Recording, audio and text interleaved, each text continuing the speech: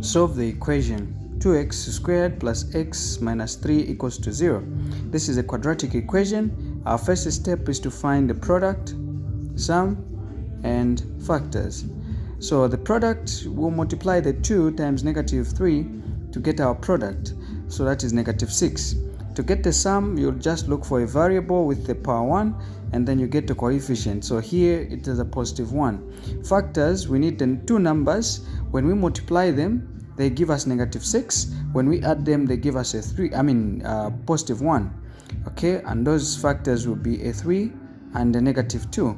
Okay, these two factors, they are going to replace this term which is right here in the middle. Okay, so we are going to have our equation written as 2x squared and then minus 2x plus 3x minus 3.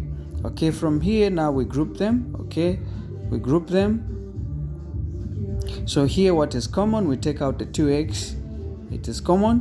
What will remain will be x minus 1. Okay, here what will be common, a positive 3, and then what will remain will be x minus 1. Okay, we take out those that are outside, we group them together, 2x plus 3, close, and then those that are in brackets we just get 1 because they are the same, equals to 0.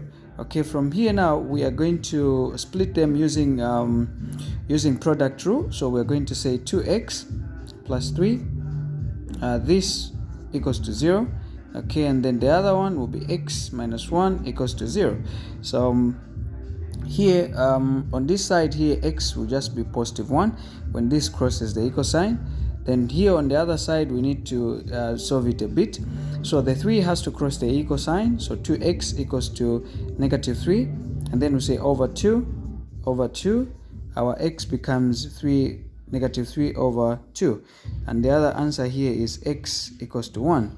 So these are the two answers when we solve this equation.